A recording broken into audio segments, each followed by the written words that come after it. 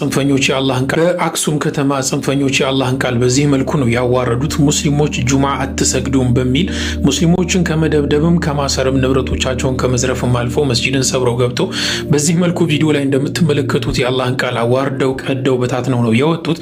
ይህ ሁሉ እንዲደረግ ደግሞ አሰላሙ አለይኩም ወራህመቱላሂ ወበረካቱ። ውድ ቤተሰቦቼ ሁላችሁንም ሰላም ብያለሁ። በምን ጀምሬ በምን እንደምጨርሰው አላውቅም። ምክንያቱም የሆነው እጅግ በጣም አሳዛኝ ልብ ሰባሪ ምናልባትም ከአሳዛኝ ከሚባል በላይ ነው። በተለይ ደግሞ ለኛ ለሙስሊሞች ትልቅ ፈተና ነው። በተለይ ደግሞ ለኢትዮጵያ ሙስሊሞች እየሆነ ያለው መሬት አገራችን ኢትዮጵያ ላይ ነው። እስራኤል ወይም ሌላ ዓለም ላይ አይደለም፣ ኢትዮጵያ ላይ ያውም የሃይማኖት መናገሻ የሆነችው አክሱም ላይ አንደኛ የአላህን ቤት ሰብረው ገብተው የአላህን ቤት ደፍረዋል ሙስሊም ያልሆኑ አካላቶች። ሁለተኛ ገብተው የአላህ ሱብሓነሁ ወተዓላን ቃል ቁርአንን መንካት የማይፈቀድላቸው ግለሰቦች ቀዳደውታል። ከዚህ በላይ ምን የሚያሳዝን ነገር ይኖራል? ቁርአንን ሙስሊም ያልሆነ ሰው መንካት አይችልም። ሙስሊም ያልሆነ ሰው ብቻ አይደለም፣ ጅናባ የሆነ ጦሃራ ያልሆነ ሰው እንኳን ቁርአንን መንካት አይችልም ፈጽሞ። ነገር ግን በአገራችን ኢትዮጵያ ላይ ይሆናል። ቀዳደውታል። መንካትም ብቻ አይደለም፣ ቀደውታል። እንደፈለጉ ተጫውተውበታል። የአላህ ሱብሓነሁ ወተዓላን ቃል መሬትና ሰማይ ያገናኘውን ቁርአንን። ሌላኛው ደግሞ ሙስሊሞች ያለ ቅጡ ተደብድበዋል፣ የታሰሩት ታስረዋል፣ የተጎዱት ሆስፒታል ገብተዋል። ቪዲዮውን እጋብዛችኋለሁ። ቪዲዮ አለ። እንዲሁም አገራችንን አክሱምን ልቀቁና ውጡ ተብለዋል። በተወለዱበት ባደጉበት አፈር ፈይተው እምብርታቸው በተተከለችበት አገራቸው ላይ አገራችሁ አይደለም አገራችንን ልቀቁና ውጡ ተብለዋል። እስካሁን ዘሐበሻ ሳይቀር ይህን ዘገባ ዘግቦታል። በርካታ ሙስሊሞች ተደብድበዋል፣ በርካቶች ታስረዋል፣ በርካቶች አገራችንን በአስቸኳይ ልቀቁልና ውጡ ተብለዋል። የአላህ ሱብሓነሁ ወተዓላ ቃል ቁርአን ተቀዷል፣ ተረጋግጧል። እንደፈለጉ ተጫውተውበታል። ማን? እነዛ ቁርአንን ለመንካት የማይፈቅድላቸው ሰዎች፣ አላህ ቤት ለመግባት የማይፈቀድላቸው ሰዎች፣ ብሎም ቁርአን ለመንካት ሙስሊም ሆኖ እንኳን ጦሃራ መሆን ያስፈልጋል።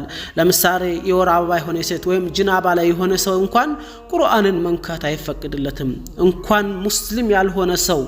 ዛሬ ግን ሙስሊም ባልሆነ ሰው ቁርአን ተቀዳዷል።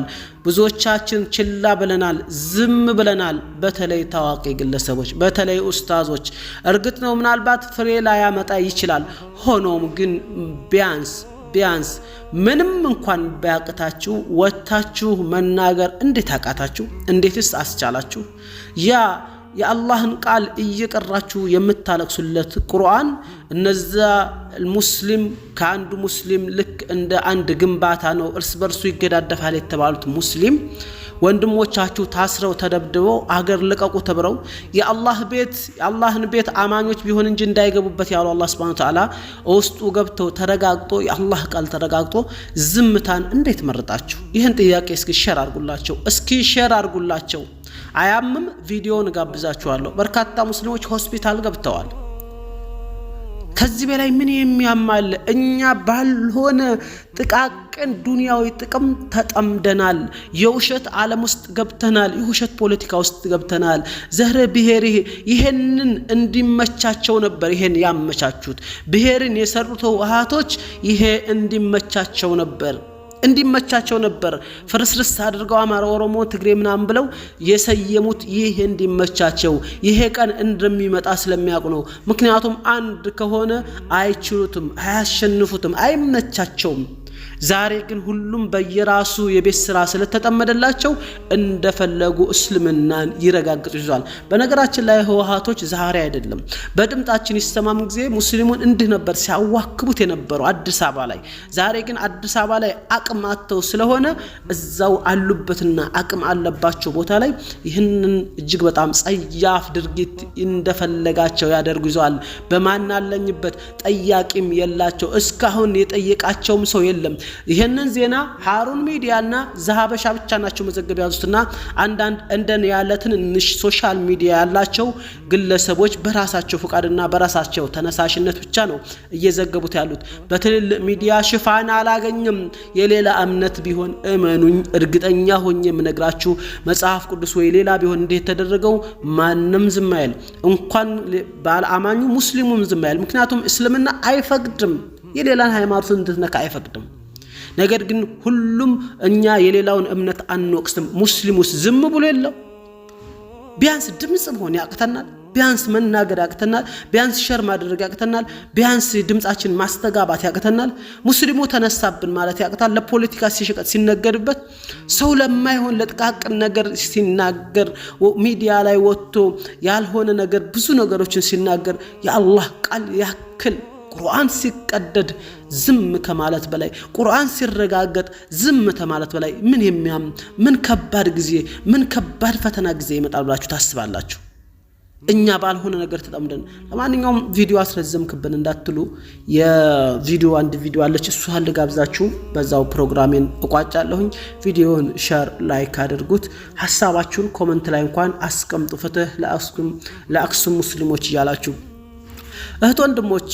እኔ ትናንትና እንዳየሁት ኮሜንት አለኝ፣ ይቅርታ ይገባቸዋል የትግራይ ሙስሊሞች ይገባቸዋል ያሉ አንዳንድ ሰዎች አሉ። እርግጥ ነው ብዙ ነገር ተዳርቷል፣ እነሱም አላወቁበት ፈተና ውስጥ ገብተው ነው። በሰዓቱም ደግሞ አቅምም አይኖራቸውም፣ አትፍረዱባቸው። አቅምም አይኖራቸውም። አቅም አጥተው እኮ የራሳቸውን እምነታቸውን ሃይማኖታቸውን መከላከል አልቻሉም። ስለዚህ እኛ ደግሞ ነብዩ ሰለላሁ ዐለይሂ ወሰለም እኮ የጎረቤቱ ጉዳይ ያላሳሰበው ያላስጨነቀው ይህኛ አይደለም ብለዋል። ድንበር ተሻግረው ሱሐቦች እኮ ሳዑዲዎች ሆነው አይደለም መስሪ ሄደው ሲዋጉ የነበሩት ኢራቅ ቱርክ እስከ ስሙ ሶሪያ በተለያየ አረብ ዓለም ላይና በዛ በመካከለኛው ምስራቅ እየዞሩ ሲዋጉ የነበሩትና እስልምናን ከፍ ሲያደርጉ ለተኩነ ከላሙላህ የልዑልያ ከፍ ሲያደርጉ የነበሩት የራሳቸው ብሔር ወይ የራሳቸው ጎሳ ወይ የራሳቸው ወንድም ሆነው አይደለም። ሰው አንደኛ ሰው በመሆኑ ብቻ ፍትህ ሊያገኝ ይገባል። ሁለተኛ ደግሞ እምነትን የምታስከብረው አንተ ነህ። አላህ ይጠብቀዋል። አንተ ስለወደክ፣ አንተ ስለሞትክ፣ አንተ ስለደከምክ፣ አንተ የዱንያ ጣጣ ስላታለለክ እርግጠኛ ሆኜ ነግርህ ዲኑ የሚወድቅበት ምንም የለም። አላህ Subhanahu Wa Ta'ala ዲኑ እንደሚጠበቅ ቃል ገብቷል። ግን አንተ ቀረብህ፣ አንቺ ቀረብሽ፣ ሰበቡ ቀረብን፣ አላህ የሚሰጠን አጅር ቀረብን። እና ብዙ ሙስሊም ታዋቂ ሰዎች ዝምታ መርጠዋል። ለምን እንደሆነ ሚስጥሩ ባይገባኝም እንደኔ ያለ ምስኪን በጣም ትንሽ ቻናል ያለው ትንሽ ከከታይ ያለው አድማጭ የሌለው ሰው ብቻ ነው የሚፍጨረጨረውና በየፌስቡኩም በየመኑም ሼር ማድረግ ያዘው። እንደውም ሃሩን ሚዲያ አላህ ጀዛውን ይክፈለው። እስኪ ሃሩን ሚዲያ ብላችሁ እንትን በሉ። ሃሩን ሚዲያ ነው። ዛሬ ደግሞ ደስ የሚለው ዘሀበሻም የሃሩን ሚዲያን ዘግቦታል። ይሄም አንድ ደስ የሚል አንድ እርምጃ ነው። እምነት አይደለም፣ ይሄ ፍትህ ነው የሚያስፈልገው፣ ሐቅ ነው የሚያስፈልገው ልላችሁ ወዳለሁኝ። ቪዲዮውን ልጋብዛችሁ፣ ሼር ላይክ አድርጉት፣ ሃሩን ሚዲያ ያላችሁ ኮሜንት ላይ አስቀምጡ። ሰላም አለይኩም። ቪዲዮ ልጋብዛችሁ። ጽንፈኞች የአላህን ቃል በአክሱም ከተማ ጽንፈኞች የአላህን ቃል በዚህ መልኩ ነው ያዋረዱት። ሙስሊሞች ጁምዓ አትሰግዱም በሚል ሙስሊሞችን ከመደብደብም ከማሰርም ንብረቶቻቸውን ከመዝረፍም አልፎ መስጂድን ሰብረው ገብተው በዚህ መልኩ ቪዲዮ ላይ እንደምትመለከቱት የአላህን ቃል አዋርደው ቀደው በታትነው ነው የወጡት። ይህ ሁሉ እንዲደረግ ደግሞ የከተማው ከንቲባና የህግ አካላት ከለላ ሰጥተው ነው ጽንፈኞቹ ይህንን ያደረጉት። አሁንም ድረስ በቅድስተ ማርያም ሆስፒታል የተጎዱ ወንድሞቻችን እዛ ነው የሚገኙት። የከተማው ከንቲባ አቶ ትክዑ ግን ሙስሊሞችን ለማሸበር ሙስሊሞችን ለማሰቃየት ነው ቦታው ላይ የተቀመጡት። የአክሱም ሙስሊሞችን አሁንም ታገሉ፣ የምትታገሉት ለመጪው ትውልድ ነው። ዛሬ ታግላችሁ መንገዱን ካላቀናችሁ መጪውም ትውልድ ታጋይ ይሆናል። ስለዚህ አላህ Subhanahu Wa Ta'ala ነስሩን ያመጣዋል። ታገሉ፣ በሰላማዊ መንገድ መብታችሁን አስከብሩ። ሰላም አለይኩም ወራህመቱላሂ ወበረካቱ። በአክሱም ከተማ ውድ ቤተሰቦች ቪዲዮውን ሰምታችሁታል ተሞላ ጎደል ብዬ ተስፋ አደርጋለሁ። ከዚህ በላይ ምንም ነገር እንደሌለ ደግሞ አምናለሁ። መጨረሻው መደምደሚያ የማደርገው በቻላችሁ አቅም ድምጽ ለመሆን ሞክሩ። ከዛ ውጭ ባለ ግን አጥብቃችሁ በደንብ አድርጋችሁ አላህን ለምኑት፣ ዱዓ አድርጉት እንዳይፈትነን። ይሄ ለኛ ፈተና ነው፣ እመኑ ለኛ ፈተና ነው። አገራችን ላይ ስለ እስራኤል ስለ ሌላ ነገር ስናወራ አገራችን ላይ ከዛ ይባሰ እየመጣ ነው። ነገ ተነገ ወዲያም እንደሚከሰት አናቅም። ይሄ ለኛ በጣም ትልቁ ፈተና ነው። ዱዓ አድርጉ፣ በደንብ አድርጋችሁ አላህን ለምኑት። አላህ ኸይሩን እንዲያሻለን እንዳይፈትነን። ፈተና እንወድቃለን፣ ዱንያ አታሎናል። ስለዚህ ፈተናውን ልናልፍ አንችልም። ደግሞ ፈተናውን ከወደቅን ከሰርን ዱንያ አኺራችን። ስለዚህ አጥባችሁ ዱዓ አድርጉ። ሰላም አለይኩም ወራህመቱላሂ ወበረካቱ።